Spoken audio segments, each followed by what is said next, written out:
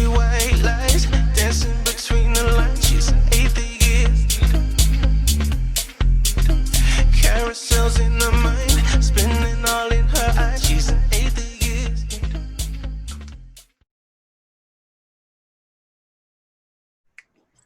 Hello and welcome to Digital-Freethought Radio Hour on WOZO Radio 103.9 LPFM right here in Knoxville, Tennessee.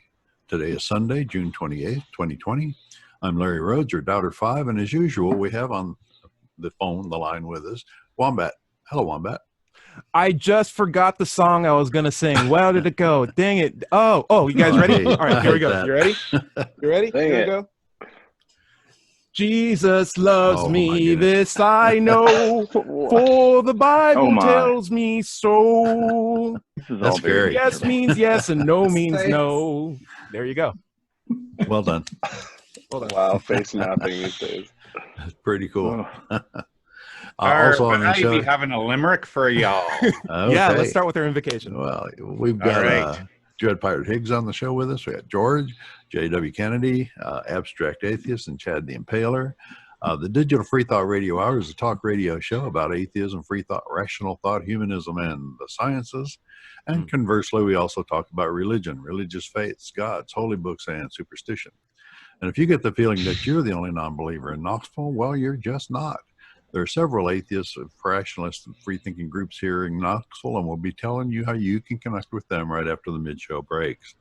Also, did you know that we have a streaming atheist TV/video show broadcasting here in Knoxville? Did you know that one, Matt?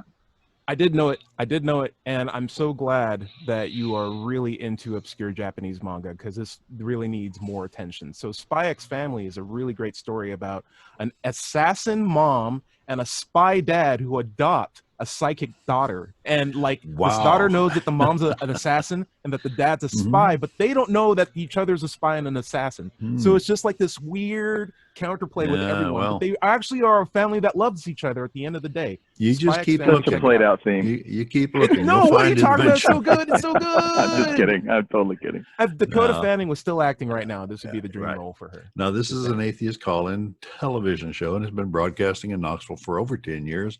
And we'll be telling you more about how you can watch it, and Wombat can watch it, after the mid-show break. If you'd like to interact with us during the show, go to Facebook and search for Digital-Freethought Radio Hour and use the messaging function to send us questions and comments during the broadcast. Wombat, what do we have today as a topic? We're going to begin we're going to be talking about labels, but before we begin, how about we open up with our invocation from our own Dread Pirate Higgs? Arr. Threatened with burning in hell, the atheist said, "No need to yell until there's some proof that you're telling the truth. I ain't buying what you're trying to sell." Hey, very good. Ramen. A lot of truth in Love that. it. That's great. Ramen. There you go. All right. So, hey, guys, we're going to be talking about labels today. I thought it would be good because I just posted a video through my backlog, because we can't go outside and have chats with people because of the coronavirus situation. But I had a conversation with a lady about the idea of labels, and her opinion was labels are the worst. And she was like this. She looked like your regular grandma, but she's like, no, I don't feel like how I look. I don't like using the labels to describe how I look. And I mean, look at you. Are you African American? It's like, no, I prefer to be called black. It's just like, oh, right. So like, we have all these labels that we use to like denote who we are and use as shortcuts. People, have a preferred gender. Exactly. And we have all these shortcuts that like get us out of the way from really understanding who we are, and labels are the worst things, right? And I was like, no, maybe we can talk about this, because maybe labels are useful in some aspects, and maybe it's something more about the mindset rather than the word that we put on each other itself. So opening up the conversation about labels, and I'm going to throw it out first to Dread Pirate Higgs. Oh, wait, first, George, how would you define a label? Well, I'm asking you because it's your topic. I don't know. I mean, you've used the word before, right? How would you define it? Well, to tell you the truth, I find the word label is kind of vague. And that's why I'm throwing it back to you to ask you what you had in mind when you brought it up as a topic. A label is, to me, a word that we stick on somebody else to define them. Okay. Yeah. Now let me amplify on this a little bit, because I've been thinking about it recently, and it is human nature to generalize. We try to understand stuff. We try to pigeonhole the world around us, which we do not understand. It's too hard to understand everything, and stuff's coming at us at high speed constantly. Information that we have to understand. Animals do it too. You know, if a human being mistreats an animal, that animal will be wary of humans after that. Sure. Especially if two humans mistreat that animal. All humans are like that. All black people are like this. All Jews are like this. All Christians are like this.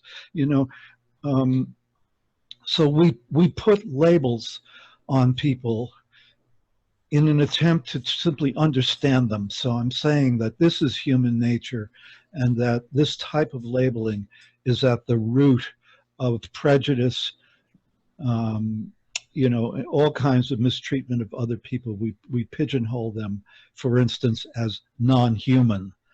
And that's how the Nazis treated the Jews. Well, we also have a societally shared memes, ideas about certain groups. A lot of them, which is true. I mean, I call myself a computer programmer for most of my life, a computer programmer. And if I tell somebody I'm a computer programmer, they can use that label to learn an awful lot about me and my history and my background before I have to elaborate any further on the specifics. So they're very helpful in some ways. They save a lot of time. Wait, you're saying you know how C++, Java, and how to turn on a computer, turn it off, and reformat and connect it? It's not simpler than just saying you're a computer Pretty much most programmer? of what you just said, yes. Oh, okay. Well, I don't know C++. I don't think anyone does. Aren't they helpful and productive in every discussion? They are, but they so can maybe also be harmful. I'm actually interested in what Chad thinks about labels. I think this would be an interesting thing to get his weight on. Chad, have you ever used labels before, and like what labels do you like? First of all, maybe why not? What do you think a label is? And then maybe some positive labels, negative labels. What do you think? I think, and sorry about that click there. That was my mouth noise that I hate. I hate it when other people do it, but I do it. So let me step outside. This is kind of echoey. Apologies. Labels, it seems like labels might just be names for models that we build. And, you know, humans being model builders, it's fast thinking versus slow thinking. We do an awful lot of fast thinking. We have to, because we used to use it to survive. And it seems inherent. It seems like it's very difficult to get away from building models because they're so useful.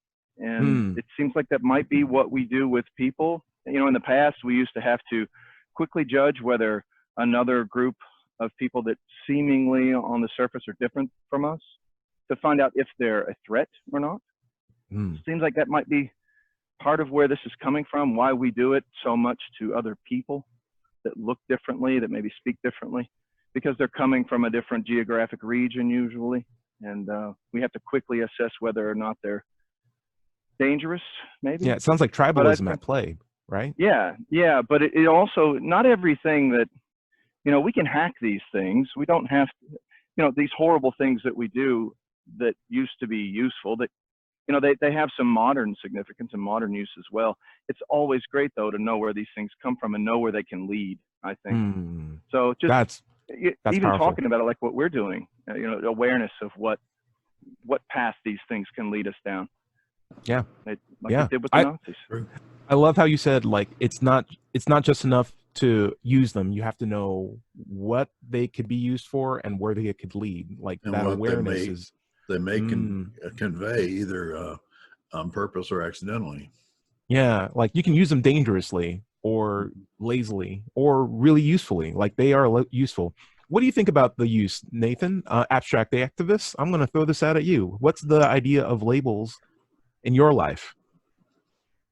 Oh, wow. Well, A question popped into my head. I was wondering, is the I saw word it. truth is the Giant word question mark.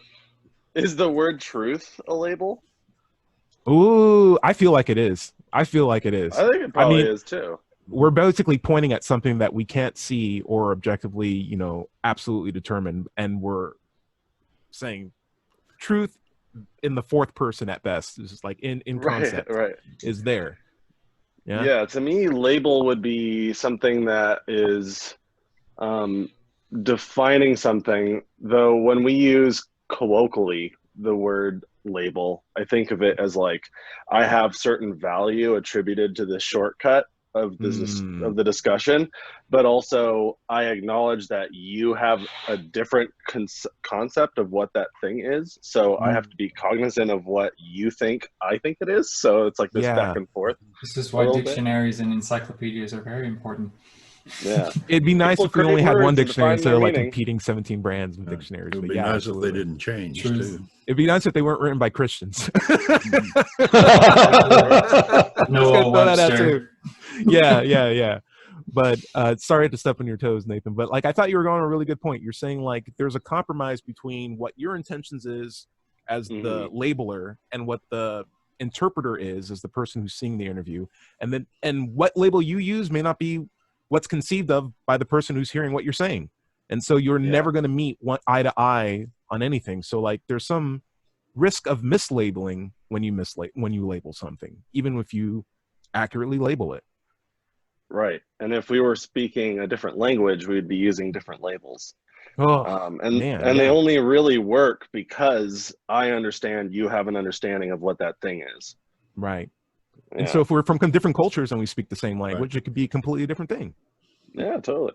That's correct. So, yeah. Especially the more abstract the concept is, the more political, the more religious, or more philosophical it is. You know, the less we can end up relating to each other, I think. I'll throw out one last question to Nathan before I head over to JW. But like, what do you think about art as a label? Wow. Like that giant thing behind you. I'm sure that means something to you, right? I look at that, I'm like, wow, that's really red and black. I'm really just trying to fill up the walls really in my room with tapestries. I need to get a new tapestry that's got my like channels logo on it, and that way when I do my Zoom chats, I've got that. JW just picked the blackness in his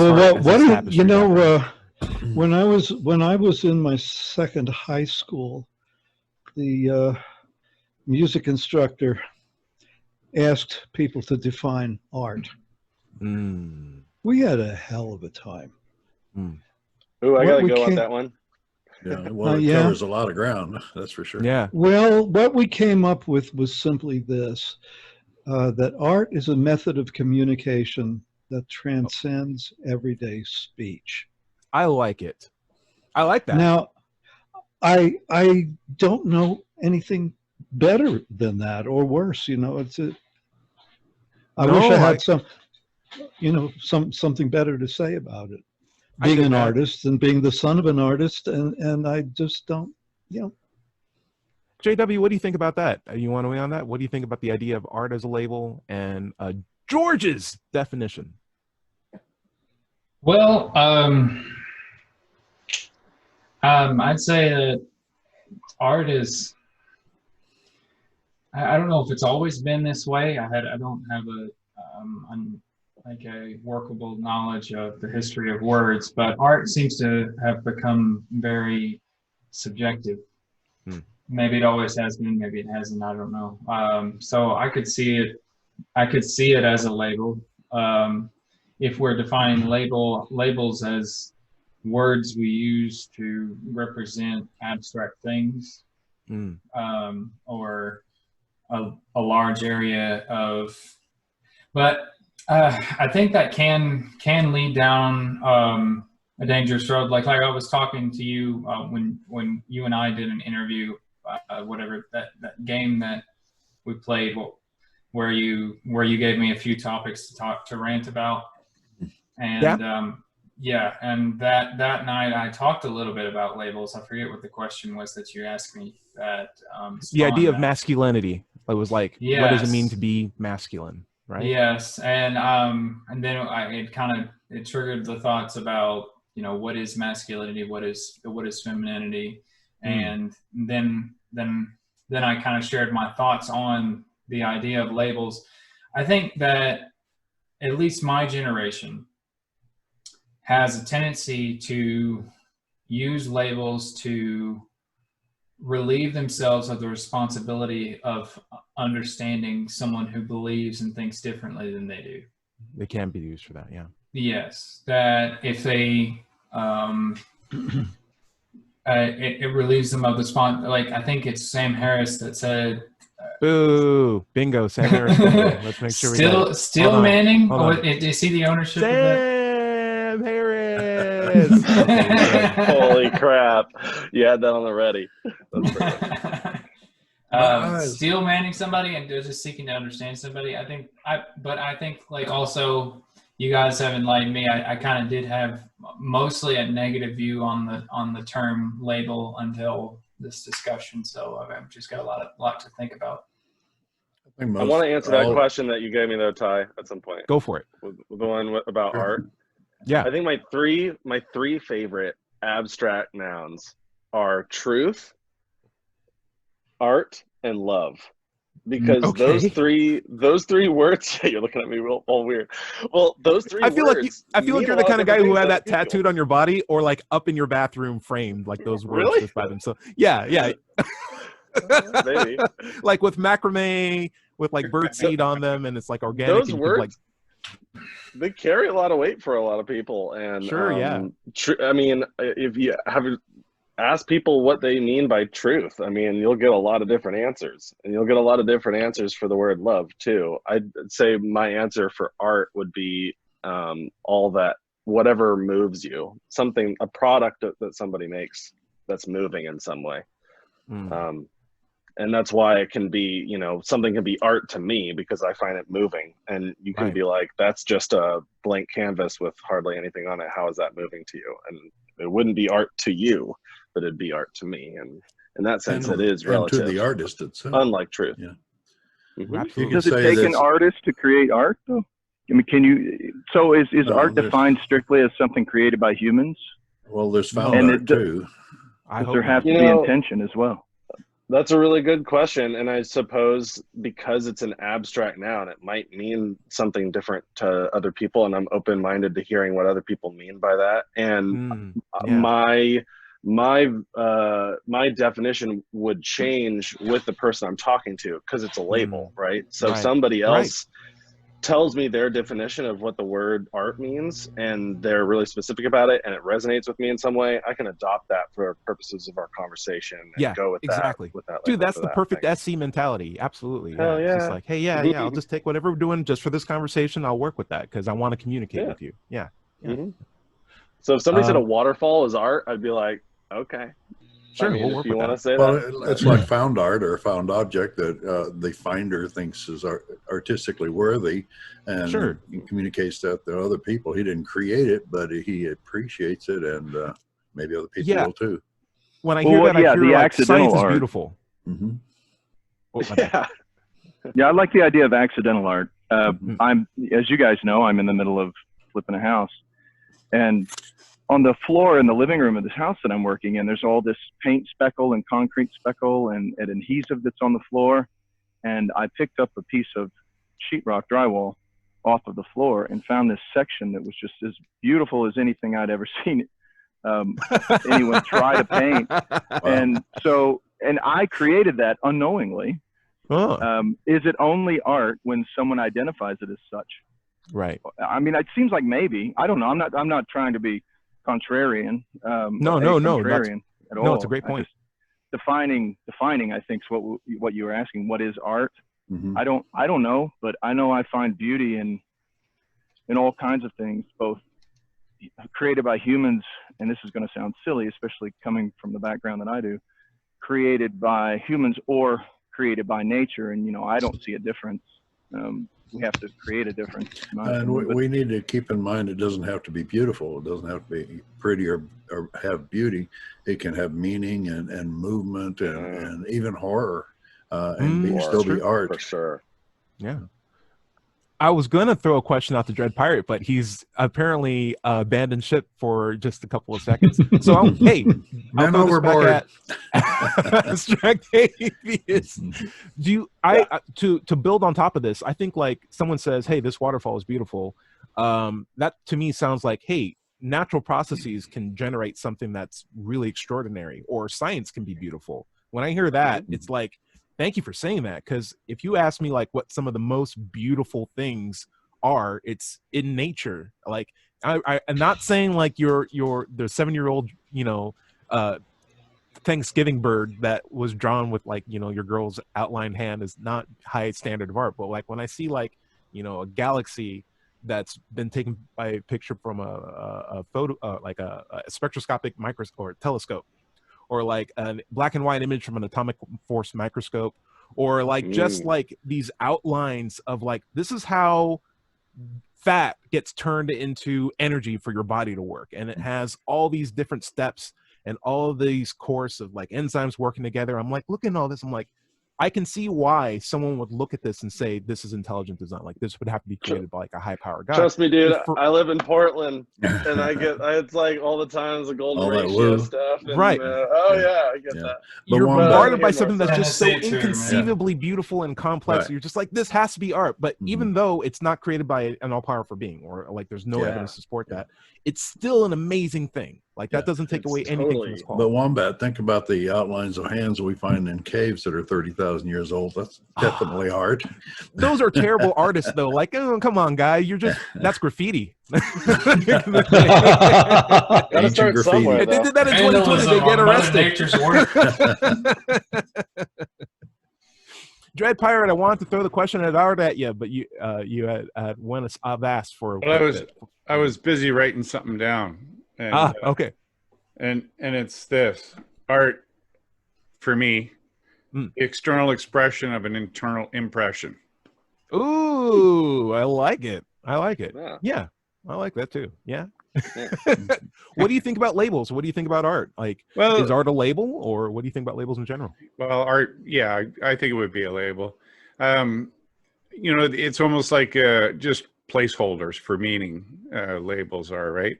It's like a shingle outside of a store. It doesn't say definitively what you can expect to see inside, but if you see a shingle that says apothecary or a pharmacist or something like that, there's some things that you could confidently expect to find within it.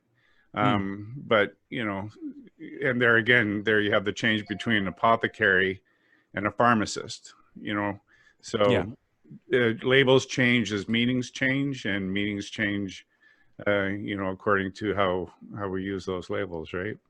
Nice. Yeah, I definitely agree. Like homeopathic cure versus clinically trial tested, FDA approved. Exactly, right? Like yeah. Cool. Hey, we're at the bottom of the half hour. Delta 5, why don't you take us out? We'll come right back to this.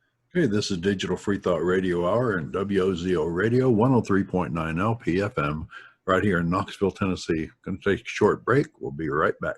See you then. All right, I paused recording. Everyone troubleshoot that as genially as you can. Larry, you ready to go? I am. I'm going to start you in 3, 2.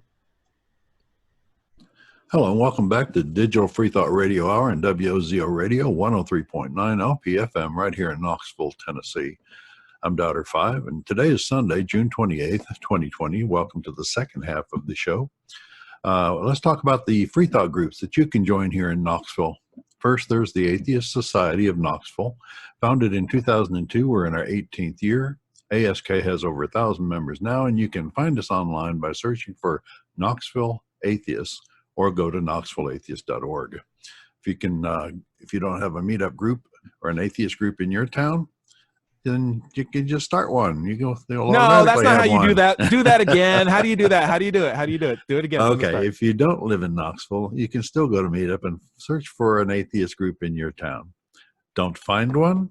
Start one. Nobody joined except Wombat. Thank you, Wombat. I'm back.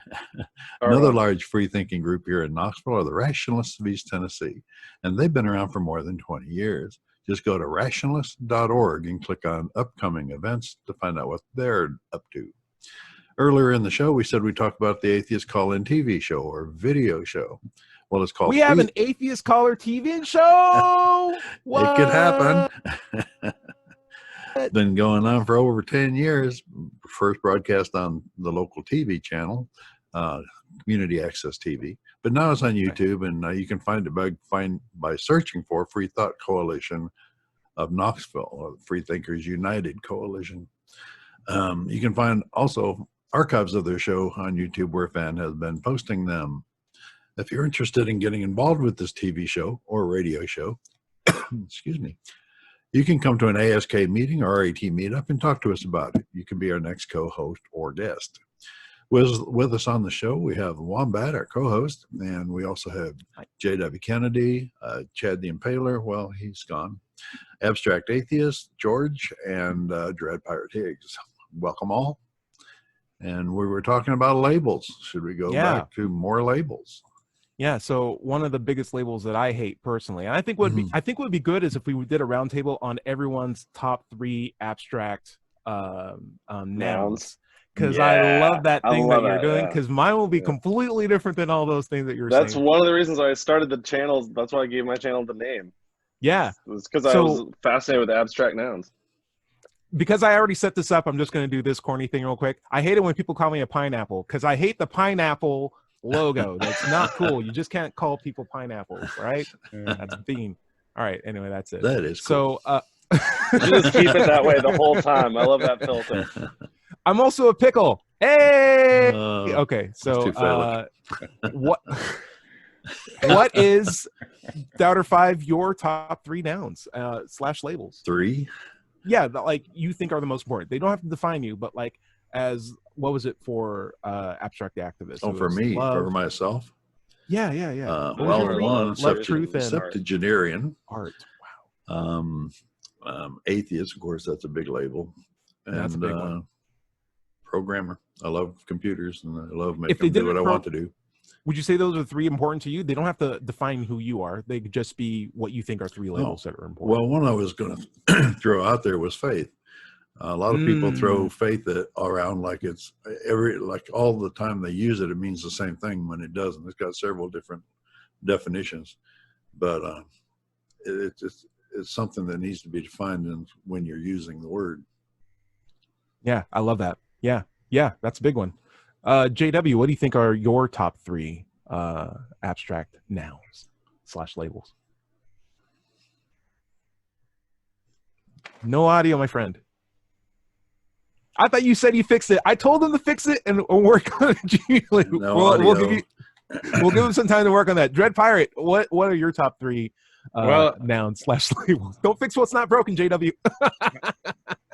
So, I would go with faith, belief, and Pastafarian. Okay. We talked about faith before. What's the difference between belief versus faith? Well, I mean, if strictly speaking, faith is belief in the absence of evidence.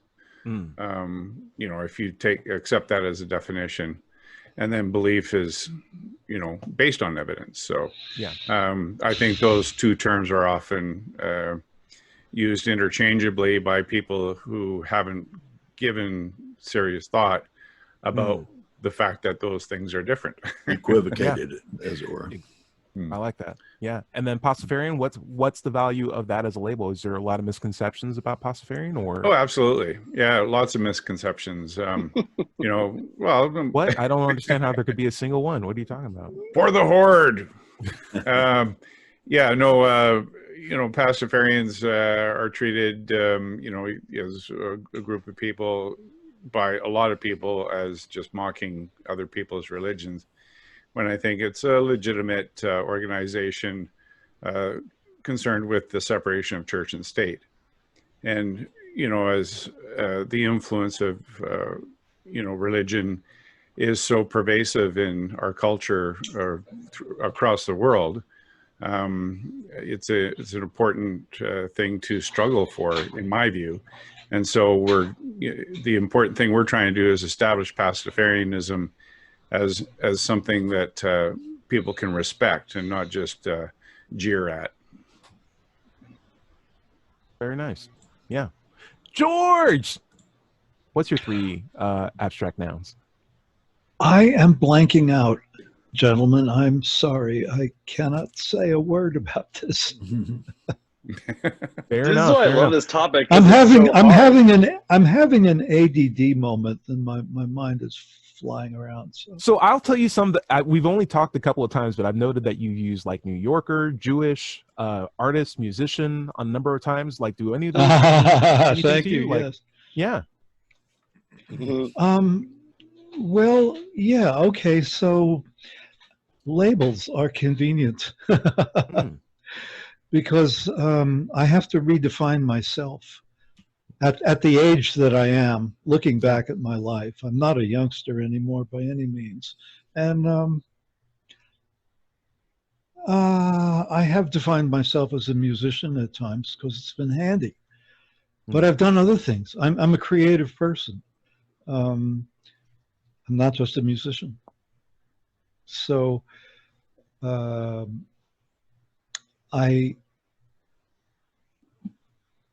okay, let me talk about labels.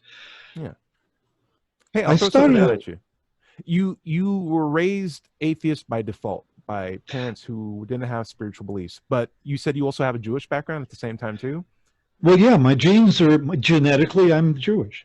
And Do you feel like some people might misconstrue the label of Jewish as saying that you're a person of faith at the same time too? And like what? oh, what does it mean absolutely. with- Yeah. Yeah, absolutely. Oh, absolutely.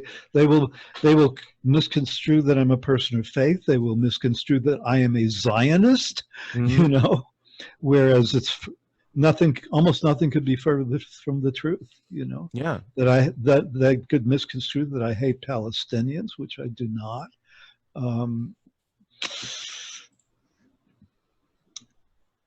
I guess I have an imaginary conversation in my mind. I project the label upon myself and then say, what is this other person thinking of me and thinking that this means? And I have mentioned to a couple of people, I don't tell people that I'm an atheist where I live. I've mentioned, so I've said I'm Jewish. And they, a couple of times people have reacted in shock and horror when I said that. Now, I'm not used to this, you know. I don't know what was going through their minds. Maybe it's just that they've never met a Jew before. And they don't know what to say. And all Maybe you kinds got really of things. strong atheist vibes about you, and they were just disappointed. They're just like, oh, Well, I thought he was one of us. You know, I've heard it said that to any religious person, somebody of another religion is an atheist. Well, True. the original usage of the word atheist was by the Romans labeling Christians because they didn't believe in the Roman gods. It's true. It's So, true. I mean, the Christians were the first atheists. What pagans and heathen literally means someone who doesn't believe in my God. Like that is it. JW, your mic is still out, unfortunately. Say something? No, we can't hear you, my buddy. But if you knew sign language, we would be able to handle this already. So, But you are getting a little gold bar at the bottom of your screen. Maybe it's the volume issue. yeah, just raise up that volume, baby. All right. Yeah. Eric, are you here? I am here. I'm just kind of lurking today, but okay. We won't put you on the spot then. But well, we started talking about this at the beginning of the show, and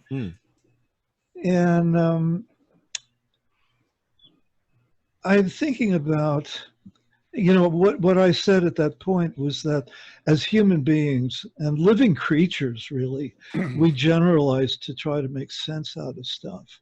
And I have an ongoing confusion about how to deal with my neighbor across the street, who was flying a Confederate battle flag when I moved here, and has proved to be a wonderful neighbor, maybe the best neighbor I've ever had. And yet he generalizes against other groups of people. Yeah. And so I watched the process. Now, recently he said to me that people are peeing in the street in San Diego and in New York, and this is just fine with the authorities. And I said, having lived in both of these places, I said, that's preposterous. It's ridiculous. He said, no, it's true. He has an image in his mind of people who live in New York and people who live in California, a whole set of generalizations of these debauched humans. I think you're raising a really good point. Like, a label is just what we title a generalization, but you could still have the generalization and not have the label for it, and it can still be a dangerous thing. Like, that generalization can still be dangerous even without the label. Right. The label is simply a name for the generalization. The generalization is the mindset, and that's what needs to be open. Like, you need Beautiful. to have that open. Yeah. Yeah, I'm glad. I'm really glad we're having this discussion, because the issue of, what do I want to do here? Let's say, I am finding that I am appreciating this person as a human being. I'm appreciating his good qualities, and he does have them. And so, how do I bring him along? Let's say, if I want to be in. Yeah. I thought, like, it's not your responsibility to, how do I put this, change anyone's mind. It should be everyone's prerogative to have the best mindset possible to work with reality. And you can't change anyone's mind, and it's not your goal to change anyone's mind. The best thing that you should be willing to do is be willing to have, or understand what you need to do to have a reasonable conversation with people who might be operating under bias that's not beneficial, and just say, hey, why not work to a higher standard? Like, if you can just ask the right questions and not put yourself in charge of changing anyone's mind, it takes all the weight off of you and gives you the opportunity to maybe catch your own biases, if you just really care about the best way of knowing true things from false things. Also, when I was that way, I remember being just miserable, a miserable person. So you do look happier now. I'll say that. Helping them in that sense too. What's that? You do look happier now. I'll say that. Thanks. Because I remember being in that mindset of just believing everything I was told, and I just hyperfixate on every negative thing that came my way. You could really help this person if you said you know them personally, and I think SE has helped me a lot personally, and helped me build stronger and more humble relationships and friendships. One thing I like to do, if someone comes to me with a misconception, like people are peeing in the streets in these two cities, and it's not true, the first thing I ask them is, who told you that? Because then you can tell them, well, that's not true, it's a lie, and you might want to consider the other things that they're telling you. Yeah. Well, twice. I'm going to just say one thing, because it's also SE. I love SE, but instead of being like, who told you, ask them, how did you find that out? And if they give you a person, at least then they gave you a person, but you're not begging the question that it was a person ahead of time. Yeah. Mm-hmm. George, what do you got? And then we'll throw up to JW, because his mic's working, and I want to know what his 3 labels are. Yeah. George, what do you got? Well, I'm sorry. This opens a whole Pandora's box. Oh my gosh! So I'm debating with myself whether to. We'll be here next week. We'll be here next week. Let me just put it this way. If the good Lord wills, Tyrone. I'm going to put this into a nutshell. Hey, even if he doesn't, I'm still here. This fellow has used the term fake news to me. And so this shows a little bit about where he's coming from. And I've been looking at the issue of the parallels between Donald Trump and Adolf Hitler. Oh my gosh. The methods that Trump is reusing that were successful for Hitler, and one of them was attacking the press and accusing the press of spreading falsehoods. Mm-hmm. You see, and the where the Pandora's box opens is that this gentleman's daughter happens to be a newspaper reporter. She went to J school, so she's got a degree in it. She's worked for at least 2 papers, and so when Trump says that the press is the enemy of the people, he's actually talking about this guy's daughter. Yeah. And so, yeah, okay, here's a label, the press, you know. I mean, but George, we'll get into this more for sure, no doubt. And don't forget, we got talk about the news someday. We got 4 months. We got 4 to 5-ish months before we can vote again. But JW, what's your 3 labels that you hold to high esteem? So 3 labels that I hold to high standard. Well, abstract activist has some really great ones. I do hold to truth and love, knowledge.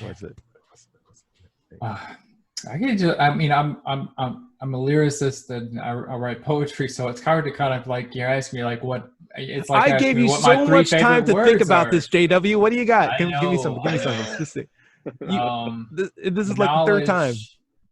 Knowledge. Okay, knowledge. Hope. Whoa, look at this guy. Hope. I love hope. I don't know what I'd do without that word. Hope and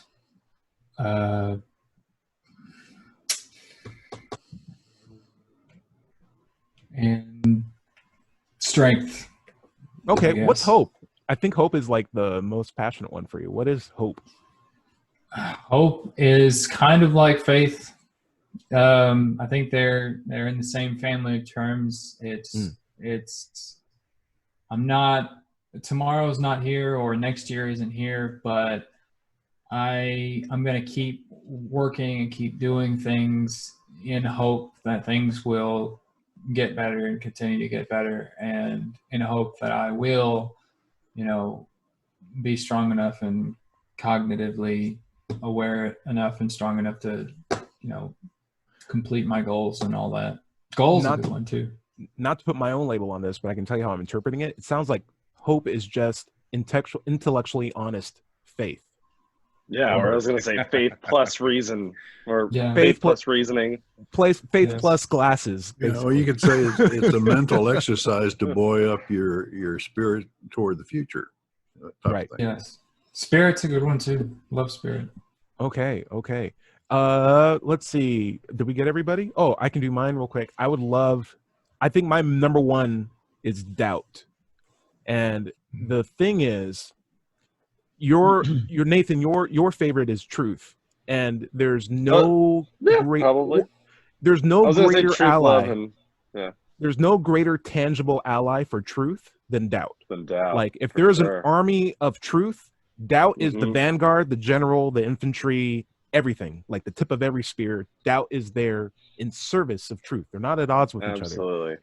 Doubt is always working for truth, and because of that, it's important to realize how much we need to rely on doubt, because it seems like it's the easiest thing, the first thing people are willing to dismiss when they come into an unknown situation. They're like, oh, I'm doubtful, but who cares? Or maybe... Well, Wombat is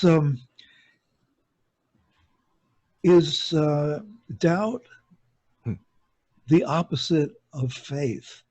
I think doubt's the opposite of confidence. Yeah. Doubt is the thing that I'm always appealing to. Doubt is always the thing I'm appealing to when somebody and I have a disagreement about what the word truth means. I appeal to what we positively know is false. Yeah. To help me course correct our similar definition of what the truth is. Yeah. So like, it's possible that some of my beliefs are not true, and that's what leads me to believe things are true. Exactly. Yeah. That's like the thing that's going to break the chains to help you get to truth. And you need to have that. And the funniest thing is it gets no credit whatsoever. It doesn't ask for credit either. It's just this amazing sensation of, not now. Or I don't think you can fight that guy, buddy. Or maybe that's one drink too many. All these things are in the service of helping you be a better person. Doubt is always working to help you be better. You can always have too much doubt. That's true. Yeah. But, it's always in your interest. It's always working to tread. Like, doubt's never the guy that's like, you should punch that dude and then try to become president. and then put these people in cages. Like, that's never doing that. I've had pens made up to hand out for the Atheist Society of Knoxville, and they say on the side, it says, "Your doubt is not Satan tempting you. It's reality trying to emerge and set you free." Right. Can I get a pen? You can fit all those words on a pen? They're small. I want one of those pens, please. That's very good. Also, you'll never see like the love, health, and happiness, those like 3-word mantras. You'll never see doubt in any of those like bedroom mantras. I might want to make feels one. good. Why not? It should. It should. Well, I mean, yeah, you'd think that's what you're like, whoa, no, you just protect me. That's the guy who's like, oh, hey, hold back. The word skeptic. I have questions. I've got questions. Yeah. Skepticism comes to my mind, you know. To be distinguished from cynicism. Ooh, very good. Okay. Which Definitely. many people can distinguished. distinguish. Yeah. I also like science as a term, and then maybe wealth would probably be the next one, only in the sense that a lot of people don't understand. We don't teach financial responsibility in school, and I think if we did, a lot of things would change, both on how we see the world objectively, how we understand politics, like how we can like refrain from marginalizing people and being like in a healthier society. If we just understand, you know, what wealth is versus like, I have a lot of money. It's like, so what? You have a lot of debt too. You gotta balance that out, buddy. All right. It's why when you see like a rapper with a gold-plated helicopter, it's like, okay, that is a rich dude. But when you see Bill Gates wearing like Goodwill glasses and a sweater, it's like, that's wealth. Like there's a difference here. He lives in a cabin in the woods. You're bankrupt in your third mansion. There's a difference here. All right. And how about Donald Trump with a huge building that's just got bling all over it? What's that? We can get into it. Maybe we should just have one presidential bash. Get it out. Hopefully we can do this after November though, like, or else I just won't be in the mood. All right. Well, where is the love? In an episode. Yeah, getting top of the hour now. Yeah, we're at the top of the hour. I'm trying to end the show. Dread Pirate, where can we find you? Where can we find you, buddy? Well, you can find me on Mind Pirate on YouTube. This show right now is being live streamed. Nice. And then it'll be saved and it'll be there for you to watch, late night eating popcorn. Very cool. Very Canadian. Well said. JW, where can we find you? 2 YouTube channels and 2 Twitter accounts. The JW Kennedy, YouTube and Twitter, and Speak Your Beautiful Mind, YouTube and Twitter. Content coming soon. The comedy clubs are opening up here in the Nashville area slowly but surely. So JW Kennedy, that channel is going to have something very soon, hopefully. And also be safe. Yeah. As always. AASE, where can we find you? Yo, you can find me on YouTube. I got under Abstract Activist SE.